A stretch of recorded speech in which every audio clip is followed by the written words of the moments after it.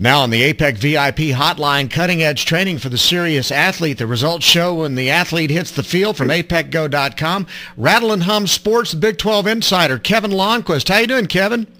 I'm great, Brian. How are you doing? Doing well, thank you very much. I'm going to get to some of the things that you've written recently about Casey Pahal on Rattle and Hum Sports, but I have to ask you, because we both are lovers of college football, and the story that is dominating the week has been about off-the-field issues with Manti Te'o and his fake girlfriend.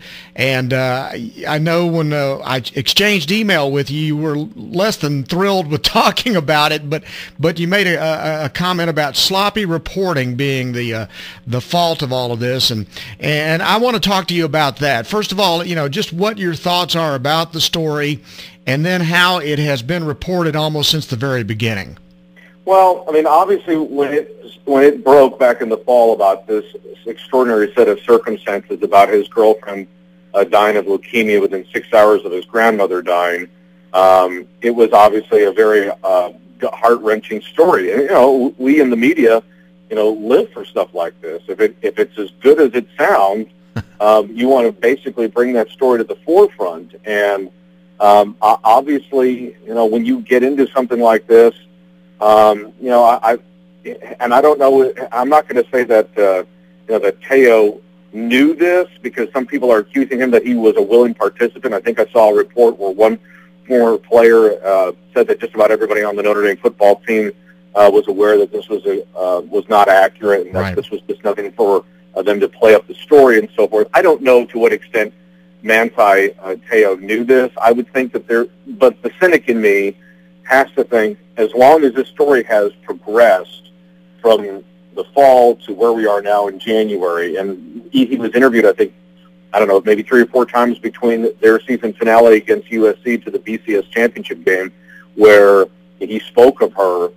He either did a really good job of keeping the big lie going and everyone's still buying it, or he really was that fooled. I can't believe that someone who is going to a very academically prominent university like Notre Dame could be that gullible. I don't see it. There's a part of me that thinks that he had to have known something there, but again, I'm not going to say that he did, just because that's not fair for me to say. And I don't know if we're ever going to get the truth from him, because he's probably so embarrassed on whatever number of fronts there are that he's probably doesn't even want to talk about it. Yeah, and he's going to have the university, But you know this too, Brian. It's like it's kind of like the same thing where.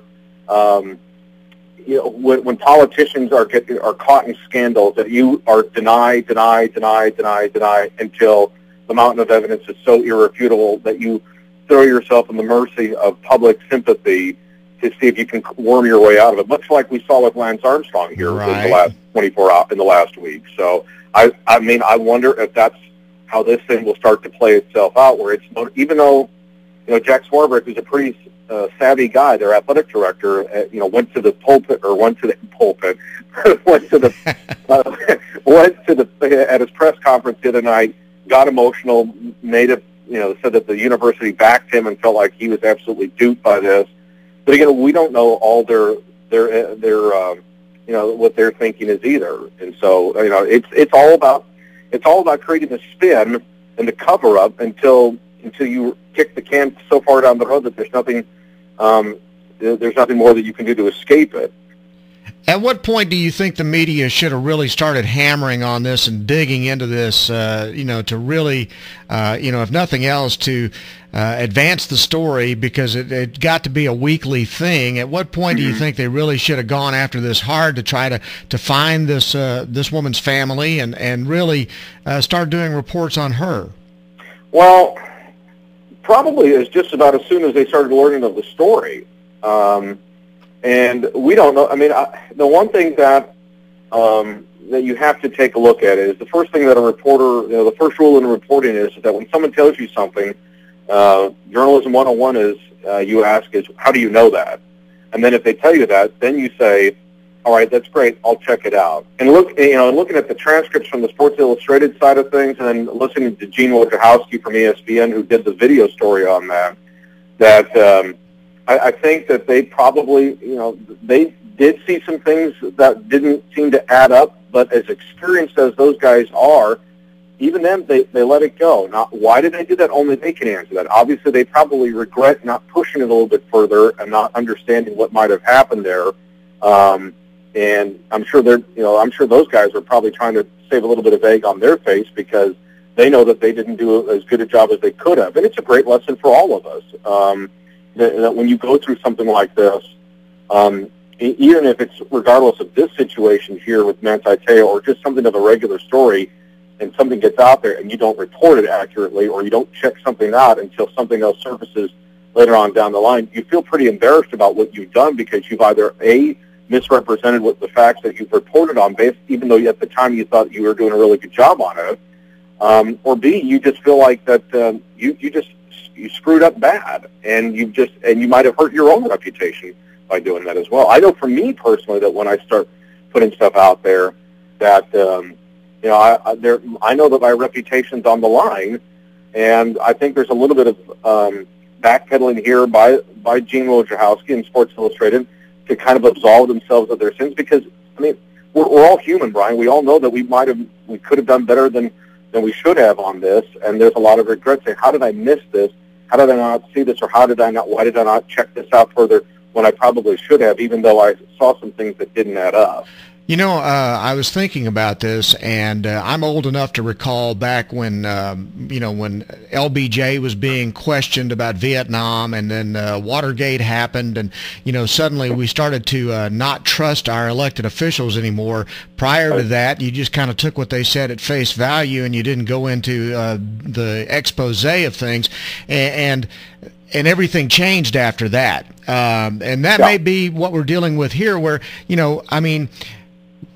we've never seen a guy of Te'o's magnitude and reputation, involved in a story like this. And I guess we just kind of get to the point where we take for granted that whatever we're going to be told by a star college athlete was going to be true.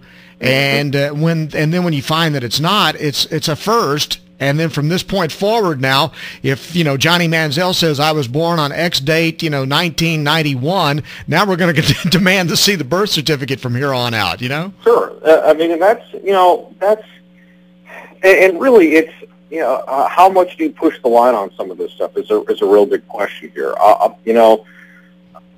We, as media members, we do love the human interest story. I remember about 10 years ago, I wrote the story about an offensive lineman from Mansfield High School who was suffering from a form of bone cancer that he wound up losing the lower half of his leg, and he played with a prosthetic leg. He was second, third stringer, but the fact that he was still playing out there competing, sure, with the human interest story, and those are the things that's the man bites dog kind of element that you run into. And I think, again, when you hear about this, about his, and again, I don't want to use the word good in the wrong tense, right? But this story of his girlfriend and his grandmother dying within 6 hours of each other, if it sounds too good to be true, it probably is. And that might be and obviously that's what we're finding out several months after the fact. And now there's a lot if you're Te'o, you're probably just, regardless of what Manti knew or how much he knew that this was a hoax, even though there are people who are going to say he absolutely knew what was going on, they felt pretty good about that he had an idea as to what was happening here, but was, coasting along with the story. But the other thing is, too, is that, because there is so much media online and whatnot, that you've got to be careful with what you put out there as far as, as a story, because somebody in some corner of the social media world is going to check that out, and they're going to find somebody who tells you something, or you stumble across a fact that's completely inaccurate from what you found, and then it completely, this has made Deadspin's website take off because of oh yeah, they were kind of an afterthought website that thought, these guys are just kind of yellow journalism muckrakers, and then all of a sudden this has changed the credibility of that site because of what they've broken here. This thing has proliferated nationwide over the last 48 hours. Well, the thing you're seeing now is an AP review of the news coverage that Teo apparently, even after he learned that the fake girlfriend's death was all a hoax, he continued to tell the story, 2 or 3 days later. Notre Dame apparently, continued to go along with it. Right up through the bowl game. And I think what we're learning after seeing what Lance Armstrong did last night is the best thing Teo could do right now is just get up before a group of media people now and answer the questions and get this out of the way, because the longer this goes with silence, the worse it's going to get for him. Yeah, I mean, it goes back to, like I said earlier, where it's like deny, deny, deny until you just reach a point where you have to get in front of somebody. And I think the way the end game for this, I would suspect, is that Manti will probably choose the media member of his choice, like what Lance Armstrong did with Oprah Winfrey yesterday. Kind of choose that same kind of like what Alex Rodriguez got in front of Peter Gammons one-on-one and tell him about his use of steroids. Yeah, I could see it going in this direction, because you want a controlled environment, not the press conference where you're going to get hit left or right. Notre Dame, regardless of how this unfolds, and if there is, like I said a moment ago, if there's going to be an end game to this, that they're going to have to probably set it up in this kind of circumstances. Now, technically, obviously, Manti is no longer a member of the football program, right, because he's going to get drafted here. And again, as an aside, I don't think that's going to have much of an impact on his draft. I mean, we've seen. I mean, if Pac-Man Jones can stick around in the NFL for as many years as he had, knowing his transgressions, and so forth, then I think that this, by comparison to taking somebody else's life or just being involved in all sorts of crimes and so forth, this is not equal in my book. Does it make him a bad guy? Yeah, probably. If this is how this thing unfolds, does it make him a bad football player? No. Did he take someone's life? No. He obviously burned the trust of a lot of people, potentially. But I think, again, I think Notre Dame and Manti, if they are going to try and circle the wagons here at or before or at draft time, before draft time, or maybe even a couple of weeks afterwards, and they may wait until the draft is over in late April to kind of see where this all plays itself out. Wow. Okay, you did write about Casey Pahal being reinstated, and I think he starts workouts on Monday with TCU. Give me just kind of a synopsis of what you think about all that. Well, I think back in October, as you read, Brian, I had mentioned that at the time when this all went down in October, that I really felt like the university needed to cut ties with Casey.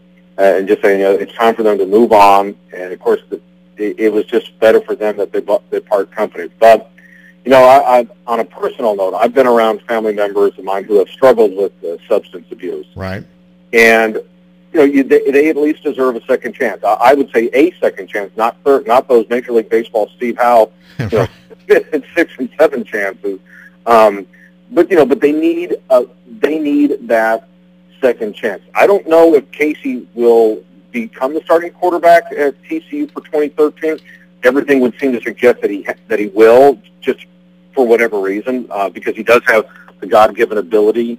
But there's a lot of repair work that he has to do. I have no problem with them bringing him back because of what I just mentioned a moment ago as far as him coming back to the program. He needs that opportunity. I think just in the times that I've interviewed him one-on-one following a game, I can remember talking to him after the Virginia game one-on-one when all the other media members looked, and I just got the impression that this is a kid who wants to be a good kid, but because he, in my judgment, I'm stressing this is my judgment, that I thought he was just kind of a weak-minded kid, that he could be easily influenced by other people and go right down the wrong path. There's the old statement, you can take the kid out of Brownwood, but you can't take the Brownwood out of the kid. And that might be a situation here with Casey. So maybe he needs to be in an environment where he's going to be monitored, structured, given the opportunity. Because I think if you let Casey go now, the more I've thought about this, the more if you let Casey go, if he winds back up at Tarleton State in Stephenville, right? I think I would have been very concerned that the end for him would have been sooner than he would have wanted and anybody else would have wanted. It's great ability. Maybe if Casey was an offensive tackle, he probably would be off the team. I get the politics of that. But that being said, I think he needs another chance. And if he's playing for TCU, starting next fall, great. But if he's on the sideline in sort of in an environment where there's going to be a support network around him, then I think that's a great thing for him. And he should know that this is probably going to be it for him as well. Okay, and then finally, just real quickly touching on the Big 12 basketball scene, which right now looks like a big one and the rest with Kansas. I mean, is there any other story other than Kansas in this league right now? Well, I'm going to say it this way: it's Kansas and 9 guys named Herb in this conference. And really, I mean, if you watch the Jayhawks on Big Monday against Baylor, their defense is really, really good. Second in the nation in field goal percentage defense. I think it was around 34-35%. And they just challenge shots. They make it very difficult for people to move the basketball. And, Ben McLemore, their star freshman, that kid is dynamite. But, Kansas State's having a pretty decent run. Having a pretty decent run over Bruce Weber. I mean, they're undefeated too, and Oklahoma could get itself in the NCAA tournament conversation if Lonnquist's kids win at Kansas State tomorrow. Oklahoma State and Baylor are right there. It's kind of like I'm holding my hand, on my table, and then I'm putting my another hand about 2.5 feet higher than that, saying Kansas is here and the rest of the Big 12 is here. I read something this morning that in Chuck Carlton's column in the Dallas Morning News about college basketball, and they were referring to the deliberate approach DeLoss Dodds wanted Rick Barnes to take to get away from the one-and-done players and start trying to, focus more on guys who were going to be around for 3 or 4 years. But that one-and-done seemed to, best I recall, that seemed to serve Texas really well for about a 4 or 5 year run there. Are they making a mistake? I think it just depends on how well you want to play the game. I think if you're doing one-and-dones and you're winning, then everyone doesn't have a problem with it. But if you're Rick Barnes, whose program has been trending down over the last couple of years, maybe you have to reevaluate how you recruit kids. I think they've got a couple kids coming down to visit them this weekend for their baton death march against Kansas at the Drum on Saturday. And really, they're looking at an 0-4 start for the first time in Big 12 history in conference play. It's very easy to say that, but it's hard. DeLoss can say that, Brian, but it's really hard to not get involved in that game, because if you're not getting involved in those kids, someone else will. Exactly, and they're beating your butt then with them. Yeah, and then you get, and then it just goes further. Now, what you can do is, if your recruiting is what you hope it's going to be, is that you can probably get some, 3-4 kids that you have a pretty good idea that are going to be in your program for the duration, and then maybe go after that one or two others. Go after those 1 or 2 other kids that are probably going to be the one and done. But you still keep a majority of your nucleus together. And that makes a difference. Okay, well, fair enough. I just thought, boy, that's like I said, I just recall all the great players that came through Texas and the runs they made deep into the NCAA tournament. And I'm thinking, that wasn't such a bad thing for Texas. No, and the thing that Tristan Thompson's one of those kids that I think of right there. I mean, LaMarcus Aldridge, a great athlete. I mean, I think that team with Aldridge, got to the Elite Eight before they lost to LSU about 4 or 5 years ago. T.J. Ford was a great player. But again, if you look at, people will probably say, and it's probably fair too, I mean, you win in basketball with guard play, Brian. And with Mike Kabongo out until late February because of his issues, it's a real problem for them. They can't move the ball. They don't score very well. And even when he does return in late February, the season might be lost at that time anyway. Right. But again, to change gears for a second on that from Texas, I mean, if you're Bill Self, and you probably have a sneaking suspicion that Ben McLemore is going to be one and done, but you have him for that year, it's kind of hard not to ignore a kid like that. Listen, flat out shoot. I mean, that's the one thing. That's the other thing too with Baylor. I look at is a kid like Isaiah Austin. Where he's an amazing talent, and he was in double figures, I think, with 11 points or 15 points against Kansas. but you can just tell he's really thin. But there's a lot of speculation of a kid that talented, that agile, that he's probably going to jump out. I hope for his sake he stays another year. But, you know, Scott Drew's doing that. Hey. He did that with PJ3.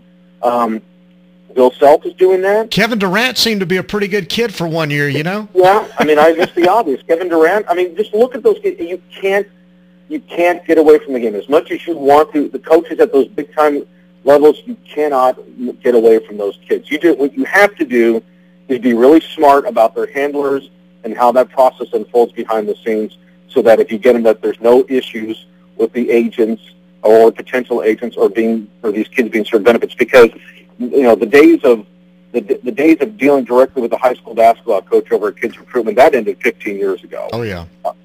He does have a little bit of influence, but not the kind that these handlers and these AAU guys have. So you've got to have a really good relationship with them and do your due diligence on those guys to make sure that and it's still not going to be ironclad either. Is do as much due diligence as you can as far as their track history is concerned to make sure that you don't get burned like Texas is getting burned with the Kabongo. Very good stuff, Kevin. We sure appreciate you coming on with us today, man. Always a pleasure, Bryan. You have a great weekend. Good talking to you. Big 12 insider Kevin Lonnquist on Rattle and Hum Sports on Bryan Houston Sports Radio Live on 99.3 Talk FM.